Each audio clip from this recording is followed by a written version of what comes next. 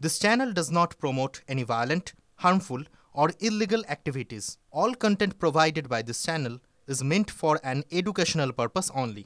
আর এই ইস্যুতে রাজ্য সরকারকে তীব্র আক্রমণ করেছেন শুভেন্দু অধিকারী। ক্ষমতা এলে যোগ্যদের চাকরি সুনিশ্চিত করার দাবি করেছেন রাজ্যের বিরোধী দলনেতা। UEN Jaipur is a perfect target for prospective students aspiring for good jobs, good education with future-ready skills. খেয়ালি পোলাও পাল্টা বলছে তৃণমূল। দায়ী তো একজনই, মমতা ব্যানার্জি। নিষ্কৃতি একজনই পাবেন, এত বাতিল করে লাভ নেই। একজনকে বাতিল করুন 26-এ, সব সমস্যার সমাধান হবে। আর আমি কথা দিচ্ছি, বিজেপির আমি এখানে অন্যতম যারা নেতৃত্বের মধ্যে একজন, আমরা বিজেপিকে সরকারে আনলে যোগ্য অযোগ্য 1 মাসের মধ্যে বেছে ওএমআর আপনারা পুড়িয়েছেন, কিন্তু সিবিআই গাজিয়াবাদ থেকে হার্ড ডিস্ক উদ্ধার করে বলে দিয়েছে কারা যোগ্য কারা অযোগ্য।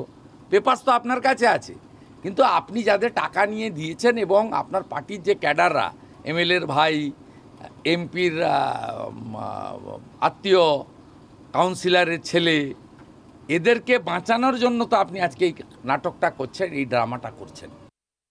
খেয়ালি পোলাওয়ে অনেক কিছু ঘি ঢালা যায় ক্ষমতায় আসলে।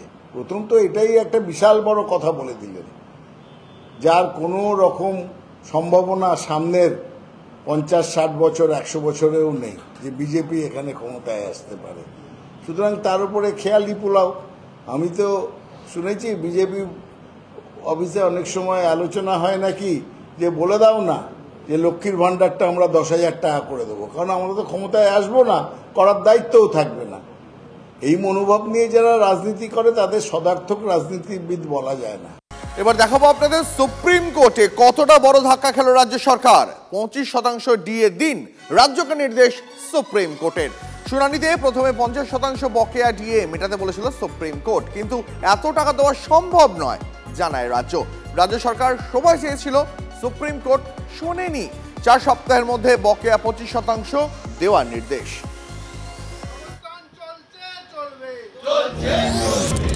কথায় বলে দের আয় দুরুস্ত আয়। দেরিতে হলেও ডিএ দেওয়ার নির্দেশ। 2019 সালে বকেয়া ডিএ দেওয়ার নির্দেশ দিয়েছিল স্টেট অ্যাডমিনিস্ট্রেটিভ ট্রাইব্যুনাল। 2022 সালের 20 মে বকেয়া ডিএ দেওয়ার নির্দেশ দেয় কলকাতা হাইকোর্ট। 2022 সালের সেপ্টেম্বরে রাজ্য সরকারের রিভিউ পিটিশন খারিজ করে হাইকোর্ট। এরপর মামলা যায় সুপ্রিম কোর্টে। বারবার শুনানির তারিখ পিছিয়ে যায়। অবশেষে 3 বছর পর সুপ্রিম কোর্টে খানিকটা সুরাহা পেলেন সরকারি কর্মচারীরা। শীর্ষ আদালত থেকে সুখবর আসতেই সংগ্রামী যৌথ মঞ্চে মিষ্টি বিলি কর্মচারীদের।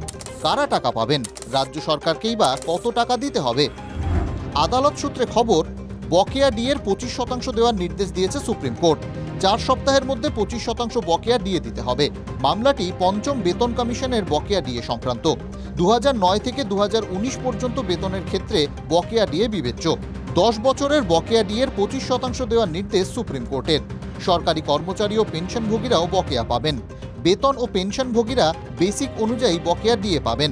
রাজ্য সরকারের হিসেবে 40,000 কোটি টাকার বকেয়া। আপাতত 25% অর্থাৎ 10,000 কোটি টাকা বকেয়া দিতে হবে। শুনানির শুরুতে অবশ্য 50% ডিএ মেটানোর কথা বলেছিল সুপ্রিম কোর্ট। রাজ্যের কৌশলী অভিষেক মানু সিংভি জানিয়ে দেন, এত টাকা দেওয়া সম্ভব নয়, বিপুল টাকা, রাজ্যের কোমর ভেঙে যাবে। সোমবার পর্যন্ত সময় চেয়েছিল রাজ্য, সেই সময় দেয়নি শীর্ষ আদালত। রাজ্য সরকারের কর্মচারীরা বলছেন, 6ষ্ঠ বেতন কমিশন লাগু হওয়ার পরও 37% ডিএ বকেয়া। এই বকেয়া মহার্ঘ ভাতার 25% চাইছেন কর্মচারীরা। রাজ্য সরকারের গালে সুপ্রিম কোর্ট এক যথার্থ থাপ্পড় মেরেছে। এই জন্য মাননীয়াকে সংগ্রামী যৌথ মঞ্চের পক্ষ থেকে শুভ নন্দন। ট্রেন লাইন চলা শুরু হলো, দিল্লি পৌঁছায়নি, কিন্তু হাওড়া থেকে দুরন্ত এক্সপ্রেস ছেড়ে দিয়েছে। 25% পৌঁছে গেছি, তার মানে দিল্লি যাত্রা নিশ্চিত। 75% বাকি আছে। মাননীয়া মনে রাখবেন, আগামী দিনে কিন্তু 100% নিয়েই ছাড়বো। আইনজ্ঞরা কি বলছেন? ডিএ মামলাটি ছিল, সেই মামলায় সুপ্রিম কোর্ট নির্দেশ দিলেন যে 25% অন্তর্বর্তীকালীন নির্দেশ হিসেবে 25% এরিয়া ডিএ সেটি রিলিজ করতে হবে। মামলা বহুদিন চলেছে, 2016 সাল থেকে শুরু হয়েছে, হাইকোর্টে শেষ হয়েছে 2022 সালে, তারপর থেকে সুপ্রিম কোর্টে পড়ে আছে। আজকে সুপ্রিম কোর্ট একটা অন্তর্বর্তীকালীন আদেশ দিয়েছেন, শতকরা 25% টাকা কর্মচারীদের অবিলম্বে দিয়ে দিতে হবে। তবেই মামলার শুনানি হবে আগস্ট মাসে। 4 সপ্তাহ সময়, এবার কি করবে রাজ্য সরকার, সেদিকেই তাকিয়ে কর্মচারীরা। যেহেতু এখনো পর্যন্ত 100% ডিএর ঘোষণার কথা বলা হয়নি এবং এই মামলাও খারিজ করা হয়নি, তাই কিছুটা হলেও আদতে রাজ্য সরকার কত টাকা দেবে তা নিয়ে আশঙ্কায় রয়েছেন সরকারি কর্মচারীরা। তবে যেভাবে শীর্ষ আদালত এদিন রায় ঘোষণা করেছে, তারপর ডিএ যে আদতে দয়ার দান নয়, ডিএ যে আইনত অধিকার, সেটা আরেকবার স্পষ্ট হয়েছে। তাই খুশি রাজ্য সরকারের কর্মচারীরা। ক্যামেরায় কুণাল গঙ্গোপাধ্যায়ের সঙ্গে শ্রাবন্তী সাহা, TV9 বাংলা, কলকাতা।